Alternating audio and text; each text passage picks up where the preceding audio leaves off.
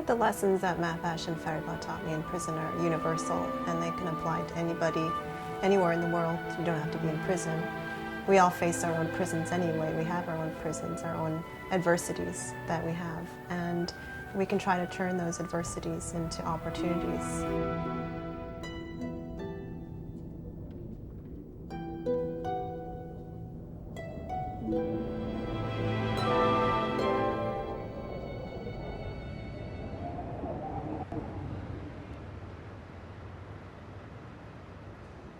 I was a journalist in Iran, and I decided to stay in Iran and write a book about the country, which involved a lot of interviews with people because I wanted to show people's lives beyond the headlines so that outsiders could better understand the society of Iran.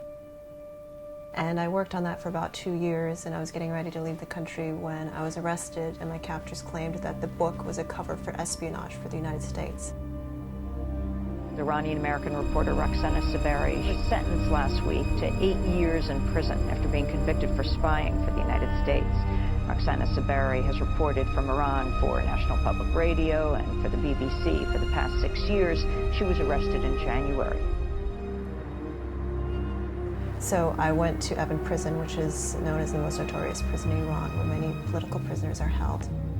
I was held in solitary confinement for 2 weeks, and when you're in solitary confinement, it can really break you.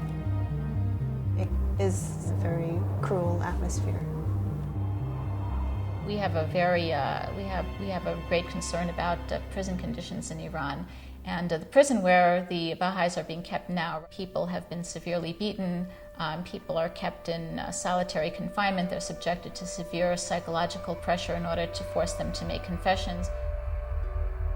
There's both physical torture and there's mental torture. The black torture is the physical torture, the white torture, they call it, doesn't leave a mark on your body, but it can devastate your mind and your conscience. I met Mahvash and Fariba, 2 of the 7 imprisoned Baha'i leaders, after I'd been in prison for some weeks. I was taken to this cell, and when I went in there, I saw that it looked like the people who had been staying there had stayed there for a long time. They told me by that time Mahvash had been in prison for about a year, and Fariba for about 10 months.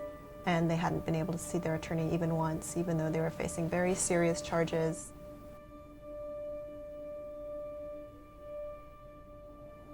Mahvash and the other Yaran who are in prison were doing nothing more than trying to make life better under horrible circumstances for the Baha'i community in Iran.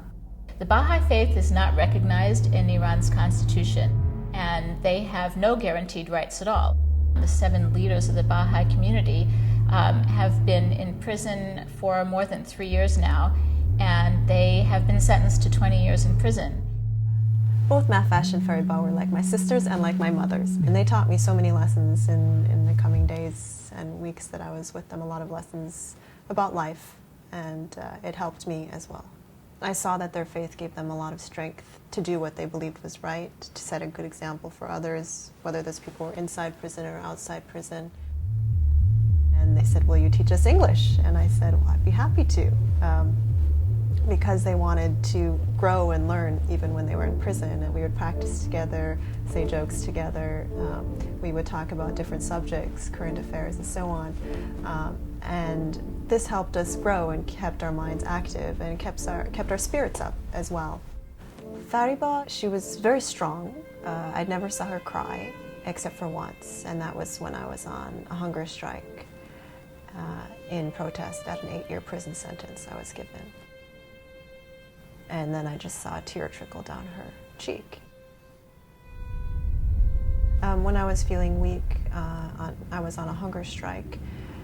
Mahvash took my head once and put it on her lap, and she was just caressing my hair, playing with my hair, and comforting me. Both Fariba and Mahvash were very supportive during that time. They kept me company, tried to help me keep my mind off my empty stomach. I remember one day I asked Fariba and Mahvash, "How can you not feel hatred for these people? Especially you, Fariba." Her father had been imprisoned some years earlier and tortured and then released and then died shortly afterward.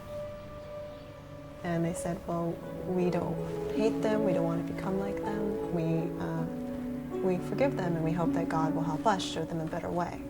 So I saw that if they had any anger, they had transmuted the anger into this positive force. And that was also a very good lesson for me. The Iranian government denies that it commits human rights violations, and it wants to advance a positive image of itself to the world. That's why it's really important for Amnesty International and other human rights organizations to constantly pressure the Iranian government and point out their failure to adhere to internationally accepted human rights norms. US-born journalist Roxana Saberi was all smiles as she made her first public appearance since being released from jail in Tehran. I'm of course very happy to be free and to be with my parents again.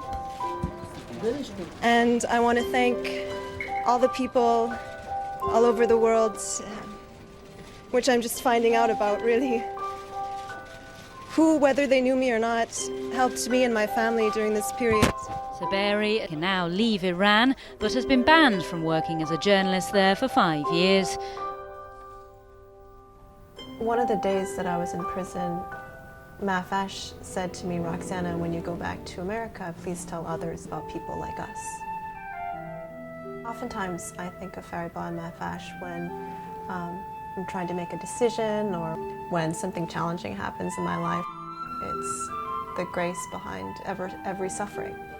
So I remember that, and even though I wish I was never imprisoned, it was also an opportunity for me to learn more about injustices and to value human rights, and now to have the freedom and appreciate the freedom I had taken for granted before, to use it to join others to speak out for these voiceless, to be a voice for the voiceless, like Fariba and Mahvash.